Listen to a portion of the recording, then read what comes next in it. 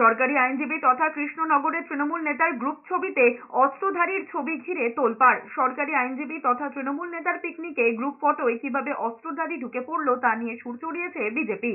Viral ওই ভিডিওতে কৃষ্ণনগরের তৃণমূল নেতা তথা কৃষ্ণনগর জেলা আদালতের সরকারি আইনজীবী রাজা দুবের সঙ্গে গ্রুপ ফটোয় পিস্তল হাতে এক যুবককে দেখা যাচ্ছে।